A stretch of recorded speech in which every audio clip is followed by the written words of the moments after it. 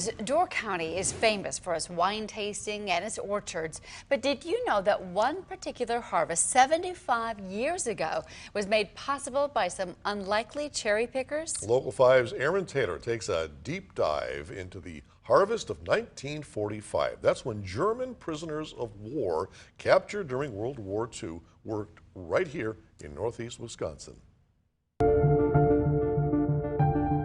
We used to be called Cherryland, USA. In fact, we still sort of use that moniker. The Door County Historical Museum's cherry exhibit is extensive, but one photo on the wall stands out from the others. People will come up to us and say, "Oh, I didn't realize that there were German prisoners of war here." That's Maggie Weir, a curator at the museum, explaining this little-known piece of Door County's history. There's a picture of guards holding rifles, but my understanding is they weren't really loaded. These pictures are just about all that remains of the German POWs' time in Door County. And of course, most of the farmers that house them are long gone now. But less than an hour drive up the peninsula is something else left over from that much forgotten era. This is the Door County Wildwood Market. During the summer months, you can buy things here like fresh produce and tarts.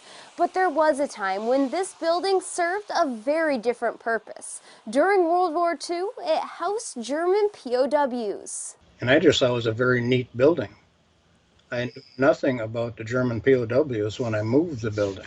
Mark Carlson and his wife Mary Pat have owned the building and operated their farmers market out of it for nearly 2 decades. I grew up in Sister Bay. Born and raised there. But even a lifetime in Door County didn't prepare Mark for what he learned after acquiring the building. A friend of my dad's stopped in when I was working on it, converting it into a market. Casually mentioned to me, he said, I picked up German POWs from this building. First I'd ever heard anything about it. Both of our fathers served in World War II, and there was never any mention of it. And yet here it was so close to home. It was home.